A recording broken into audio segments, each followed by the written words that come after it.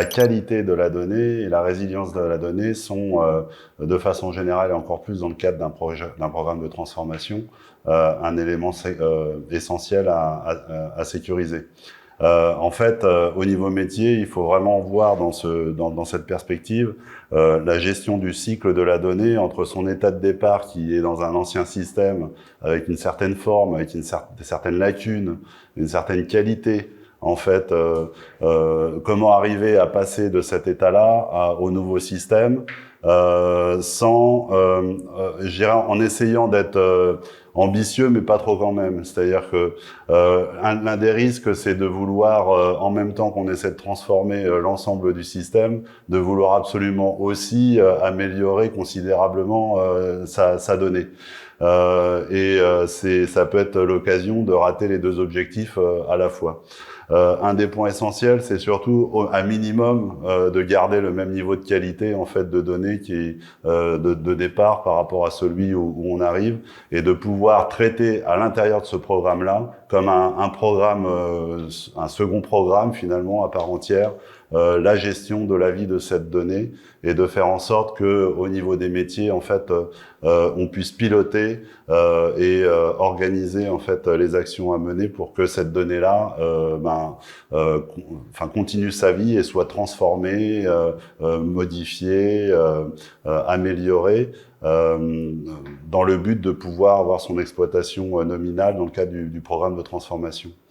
Ce sont des éléments qui peuvent paraître faciles à comprendre, mais qui, dans la réalité des programmes de transformation, ne sont pas forcément toujours bien mis en exergue ou suffisamment, parce que là encore, vu des métiers, la donnée peut être un élément qui est beaucoup considéré comme du territoire du système d'information.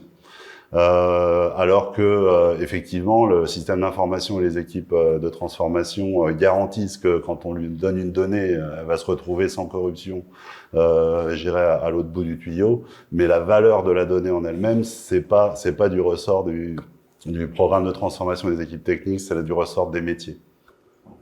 Merci Franck. Alors côté SAP, Vincent, finalement, comment vous protégez les données lorsqu'on migre des infrastructures dans le cloud, à la fois pendant la phase de migration, mais aussi après, une fois en opération? Donc, on a déjà évoqué pas mal de mécanismes, hein, donc comme tu le disais, sur la phase de migration, sur la phase opérationnelle, donc ces mécanismes de gestion des clés d'encryption, par exemple, ces mécanismes de supervision et d'analyse en temps réel de l'activité dans les systèmes. Ce que je voudrais mettre en lumière, c'est sur ce caractère de résilience de la donnée, c'est résilience de la donnée en tant que telle, mais c'est aussi par rapport à un univers réglementaire en constante évolution. Donc la résilience de la donnée, c'est aussi la résilience de la donnée et des processus qui utilisent ces données par rapport à ce cadre réglementaire. On a vu en Europe RGPD, les directives Schrems 2 pour encadrer les transferts de données. Ça aussi, ça met en place donc des règles qui sont strictes sur avec qui on peut échanger les données, etc. Dans le monde SAP, on a des solutions comme Data Custodian, encore une fois, qui permettent à nos clients, dans un environnement multi-cloud provider, de pouvoir superviser leurs informations, leurs données, identifier les données les plus sensibles, cartographier où sont stockées ces données, dans quel data center, dans quel pays, gérer les transferts de données, mettre en place des politiques pour bloquer les transferts de données uniquement les autoriser uniquement dans un cadre bien défini, empêcher les transferts de données en dehors de ce cadre et visualiser ces informations. Donc, traduire des réglementations très complexes comme le RGPD et les directives Schrems 2 en outils techniques, je dirais que c'est des travaux très complexes qui nécessitent des partenariats avec nos collègues hyperscalers, mais les solutions existent. Maintenant, il faut que les clients aussi les adoptent pour pouvoir gérer cette résilience techniquement et aussi sur un côté réglementaire. Et puis, il faut toujours trouver un équilibre entre la facilité d'utilisation des données et la contrainte qui peut être imposée par un système. C'est comme dans toutes les phases de sécurisation qu'on connaît. Même si aujourd'hui, on y est beaucoup plus sensible du fait des risques qui pèsent sur nous par rapport à ce qu'on connaissait auparavant. Cyril, à ton niveau, quelles sont les mesures qui permettent d'assurer la disponibilité et la confidentialité des données qui sont finalement mises dans Azure? Donc, qu'est-ce que Azure va proposer comme solution? Donc Azure en fait est un des fameux hyperscalers, donc ces fameux géants du cloud, et offre des solutions à la carte, donc pour pouvoir construire une architecture qui va pouvoir répliquer les données à plusieurs endroits. Donc on va pouvoir séparer ça dans plusieurs centres de données, voire même dans plusieurs régions qui sont éloignées de plusieurs centaines de kilomètres en cas de notamment de problèmes, je sais pas, tremblement de terre, incendie, etc. C'est toujours intéressant de se dire qu'on va avoir cette capacité à isoler les lieux où sont stockées les données, pas juste d'avoir 3 à 6 copies, mais qui sont tous au même endroit, ça serait un petit peu dommage. On a aussi une extrêmement bonne connectivité, parce qu'en fait, le cloud public, il faut pouvoir l'atteindre. Et donc, on a plusieurs fournisseurs. On a nous-mêmes en propre un réseau. Ça, c'est assez peu connu de la plupart des clients, mais on a des centaines de milliers de kilomètres de fibres qui nous appartiennent, ce qui nous placerait, si on était un opérateur télécom, sans doute dans le top 3 ou 4 dans le monde.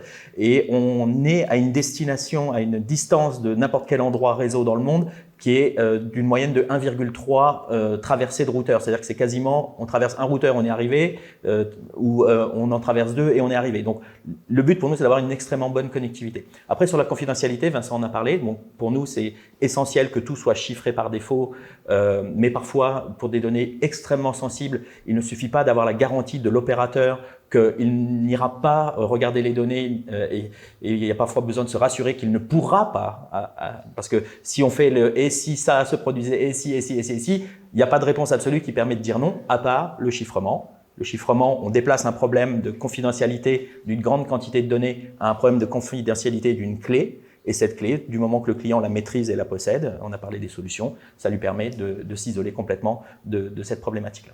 J'imagine qu'avec de tels moyens technologiques offerts par Microsoft, les opérations de retour arrière en cas de problème sont sans doute facilitées. Oui, grandement. Alors, comme tu l'avais mentionné dans l'introduction, ça fait partie des éléments qui donnent cette flexibilité du cloud que les gens apprécient. C'est-à-dire que aujourd'hui, j'opère mon système. On a parlé tout à l'heure des problèmes potentiels de dimensionnement, mais le dimensionnement, est-ce que je le fais une fois pour toutes ou est-ce qu'au contraire, je vais l'adapter au cours du temps? Donc, cette capacité d'élasticité du cloud va être extrêmement intéressante. Et puis, il y a le cas de figure où voilà, le pire s'est produit. On a besoin de revenir en arrière. Donc, on a besoin d'aller chercher des sauvegardes, par exemple, de façon à pouvoir restaurer non seulement les données, mais les systèmes, parce que la donnée en elle-même ne suffira pas. On a bien compris qu'il y avait des processus qui sont derrière. Donc ça, le fait que le cloud a cette... alors c'est une vue de l'esprit, mais cette capacité à offrir des ressources supplémentaires de façon illimitée, alors elles ne sont pas illimitées justement, ça peut être le problème parfois, mais on va pouvoir dire, voilà, j'ai eu un problème à tel endroit, je vais restaurer ailleurs. Et là, je peux donner un exemple tout bête. En 2011, il y a eu un tsunami au Japon. Les clients qui sont repartis le plus vite sont ceux qui ont restauré dans le cloud.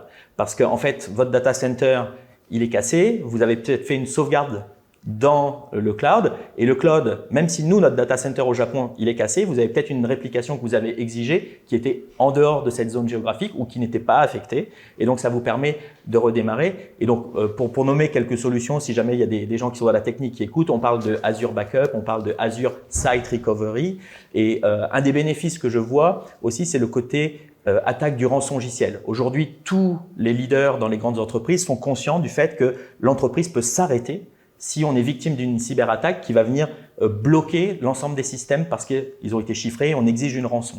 Eh bien, quand on a le meilleur levier pour les attaquants, c'est de dire non seulement je vous ai bloqué vos systèmes, mais en plus j'ai pris la main sur vos sauvegardes. Donc, dans les sauvegardes d'Azure, en fait, on a des mécanismes qui permettent de dire une suppression d'une sauvegarde n'est jamais effective immédiatement. Il y aura un délai de 2 semaines qui vous permet de vous rendre compte que pourquoi est-ce qu'on a supprimé ce truc-là, c'est pas normal, et de pouvoir dire non, j'annule cette décision de façon à pas perdre ces données et ces systèmes.